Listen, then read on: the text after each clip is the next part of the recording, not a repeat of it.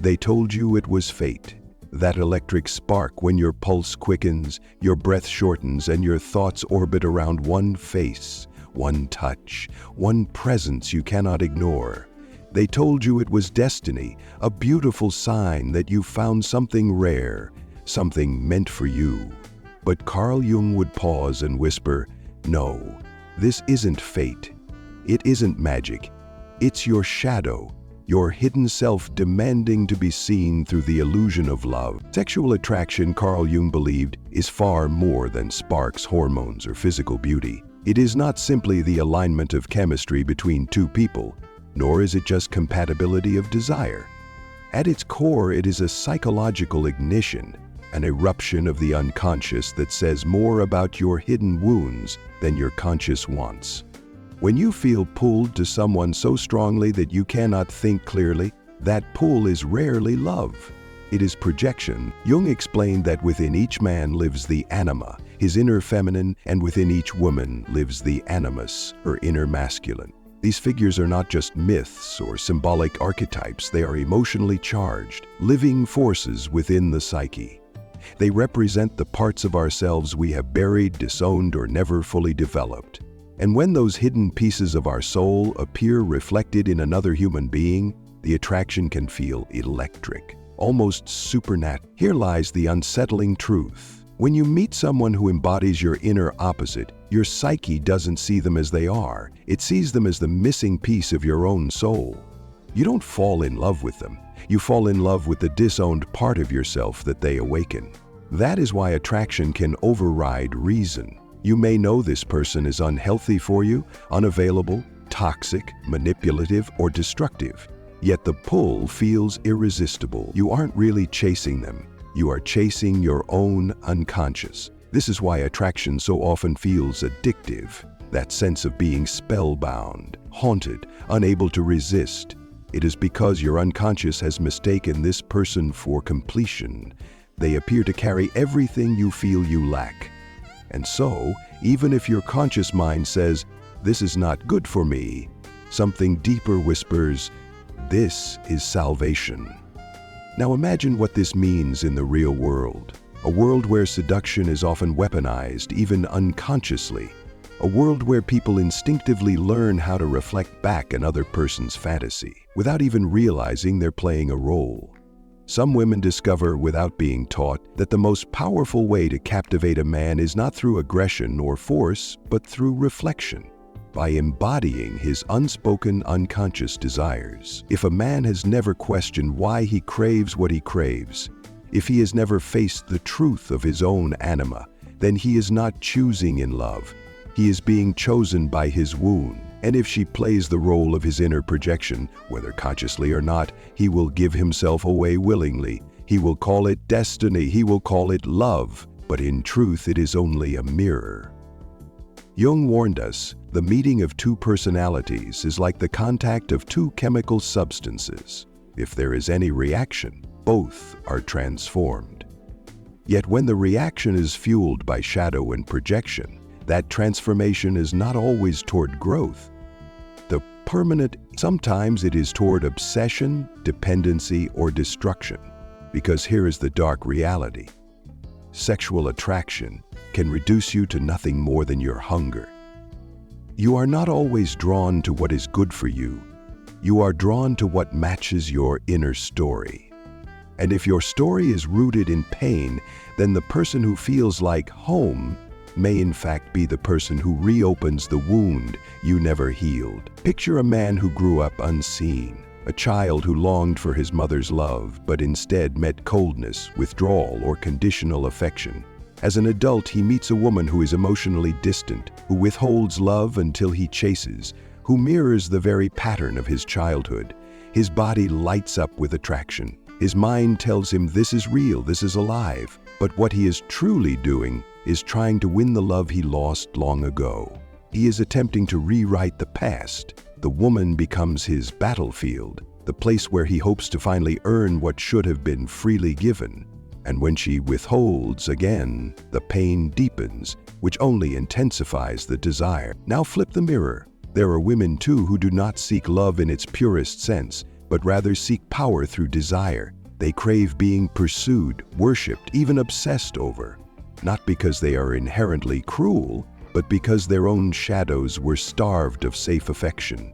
They never learned that love could be gentle, secure, freely given, so now instead they equate worth with domination. When a man falls at their feet, they feel alive, but the moment he asks for emotional intimacy, something real, they recoil. Because once love becomes authentic, the illusion dies, and so does the control. These dynamics, sexual attraction is not connection, it is entrapment. A psychological snare where your deepest unmet needs disguise themselves as romantic longing. Jung did not describe these truths to scare us away from desire, but to awaken us to its hidden mechanics. He wanted us to stop and ask the questions that most people run for when my defenses are down. Why does this type of person always pull me in? Because if you never answer those questions, you will repeat the same relationship pattern in endless variations. Different names, different faces, the same story. You will call it fate, but it will only be your shadow, pulling the strings behind the curtain. And here is a truth many cannot face. Sometimes, the person you crave the most is the one destined to break you. Not because they are evil, but because your unconscious keeps recreating your original wound, hoping that this time the story will end differently. But it doesn't. Because that wound cannot be healed by chasing someone else. It can only be healed by turning inward. This is what Jung meant when he spoke of karma, not as punishment but as repetition until we learn. The darkness is never simply in the other person. The darkness is within us, in what we project, in what we chase, in what we run from. Attraction can indeed be holy, but only when we pull back the curtain and see what lies behind the spark. Only when we ask ourselves the question most people avoid: is this truly love? Or is it my unfinished story calling me back into the fire? Imagine standing at the edge of a cliff, knowing that one step forward could mean falling to your death, and yet something inside you whispers, jump. That is what shadow-drawn attraction often feels like. It is not a gentle pull, it is a violent force, a magnetism that makes no sense to the rational mind. And still, we obey it. Why? Because the unconscious is stronger than reason. Because the shadow does not negotiate, it demands. Carl Jung understood this better than anyone. He saw that what we call falling in love is often nothing more than falling into projection. The beloved becomes a screen, a canvas upon which our psyche paints everything we long for but do not possess. If you feel like you've known someone forever, it is rarely because your souls are destined. More often, it is because they perfectly match an old, unhealed pattern within you. They resemble the parent who hurt you, the lover who abandoned you, the caregiver who never gave enough. This is why repetition in relationships is so common. A woman raised by a father who was emotionally absent may find herself drawn again and again to men who vanish when things get serious. Each new man looks different, sounds different, but in essence, he is the same. She feels the same ache, the same high, the same longing. She tells herself, this time it will be different, but it isn't, because it was never about the man, it was always about the wound. Jung called this the repetition compulsion, the psychological tendency to replay old trauma in the hope of mastering it. But mastery never comes this way. Each time, the pain only digs deeper, and the illusion of attraction blinds us further. Let's take another example. Picture a man whose mother controlled every aspect of his life. She smothered him with care, but beneath that care was manipulation. I only love you if you obey me. As an adult, this man finds himself irresistibly drawn to women who are possessive, jealous, controlling. On the surface, he complains, why do I always end up with women like this? But on a deeper level, he is addicted to the familiarity. The chaos feels like home. And so, though he longs for freedom, he seeks out captivity. This is the paradox of attraction. We think we are looking for love, but we are often looking for what feels familiar. And what feels familiar is usually what once wounded us. This is why healthy love can feel boring at first. A partner who is safe, grounded, available, who loves without manipulation, doesn't trigger the old wound. They don't activate the same addictive spark, and so the unconscious dismisses them as uninteresting. But the person who awakens the fire, the one who leaves you restless, obsessive, consumed, that is usually the one who touches your scar. Attraction is rarely neutral. It either reflects your wholeness or exposes your fragmentation. Now, what makes this more dangerous is how easily attraction can be manipulated. Jung noted that when someone unconsciously identifies with your anima or animus, they can hold enormous power over you. For instance, a woman who mirrors a man's idealized anima, his dream of beauty, tenderness, and mystery, can captivate him beyond reason. She may not even be aware she is doing it. She may simply embody qualities he repressed in himself, and suddenly he is bound to her, willing to sacrifice everything. But here's the shadow twist. The very person who enchants you can also become your destroyer, because the same qualities that make you worship them can later turn into weapons against you. That mysterious, untouchable quality that once thrilled you becomes coldness. That passion that once consumed you becomes volatility.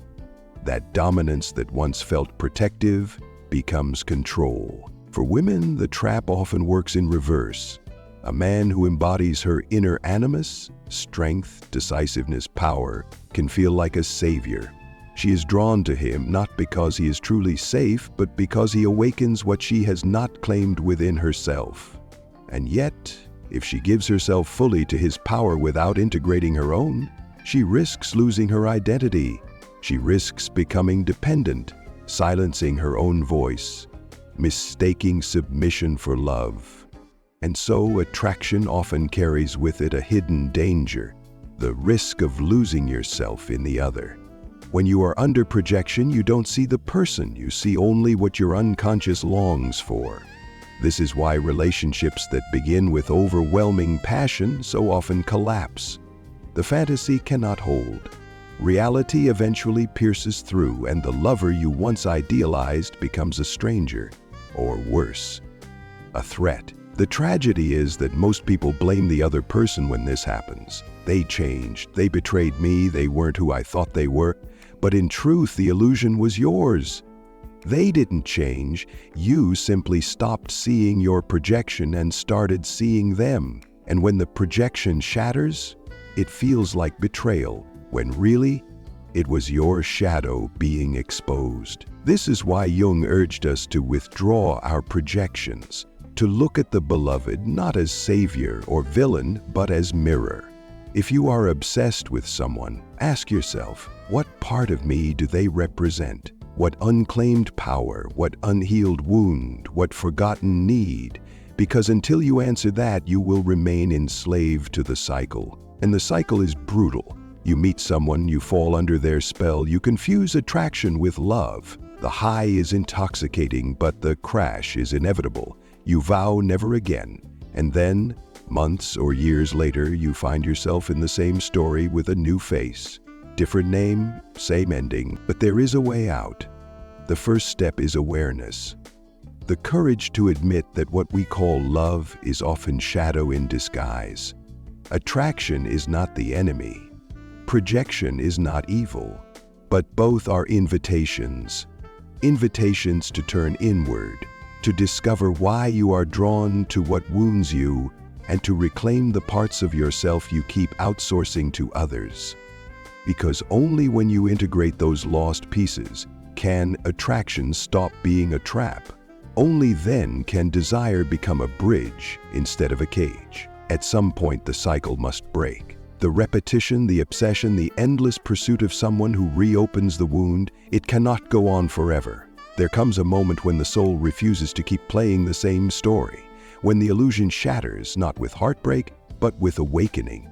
And this is where Jung leads us, beyond the shadow, beyond projection, into the difficult but liberating work of individuation. Individuation is not about rejecting attraction or suppressing desire. It is about making them conscious. It is about recognizing that the qualities you crave in another, the mystery, the strength, the tenderness, the fire, are not theirs alone. They are yours. They have always been yours, hidden in the unconscious, waiting to be integrated. Think of it like this. When you fall in love with someone's passion, it may be because you have buried your own. When you are mesmerized by their strength, it may be because you have disowned your own power. When you cannot resist their warmth, it may be because you have denied yourself permission to feel. The beloved becomes a mirror, showing you not just who they are, but who you could be if you dared to embrace all of yourself. This is why Jung warned, until you make the unconscious conscious, it will rule your life, and you will call it fate. If you don't recognize projection, you will keep seeking it outside of you. You will keep handing your power to others, mistaking your own disowned soul for their magic. So what does healing look like? It begins with withdrawal of projections. Not withdrawal in the sense of detaching from all love, but in the sense of reclaiming what you have given away. When you feel overwhelmed by attraction, ask, what do they awaken in me? What part of myself am I trying to reach through them? This question alone can break the spell, because suddenly, instead of worshiping them, you begin to see yourself. And this is where true love begins, not in blindness, but in clarity. Not in losing yourself, but in finding yourself first. A relationship between two unconscious people is nothing but shadow play, projection bouncing back and forth, illusion feeding illusion. But a relationship between two individuals who have faced their shadows, that is different. That is what Jung called the meeting of two souls on the path of individuation. Such love does not consume, it expands. It does not enslave, it liberates. Because you are no longer demanding that the other complete you. You have already begun the work of completion within yourself. You do not need them to be your savior, your mother, your father, your lost childhood fantasy. You can finally see them as they are, flawed, human, real. And in that reality, love becomes something deeper than chemistry. It becomes conscious choice. Of course, this path is not easy. To withdraw projections means to face the shadow directly, to admit to yourself the anger, the fear, the longing, the dependency you once tried to bury. It means holding the mirror steady when it reveals parts of you you'd rather not see. Many people avoid this because it feels like death. The death of fantasy, the death of magical thinking, the death of innocence. But what dies is only illusion. What is born is truth. This truth is the only soil where love can grow. Consider this.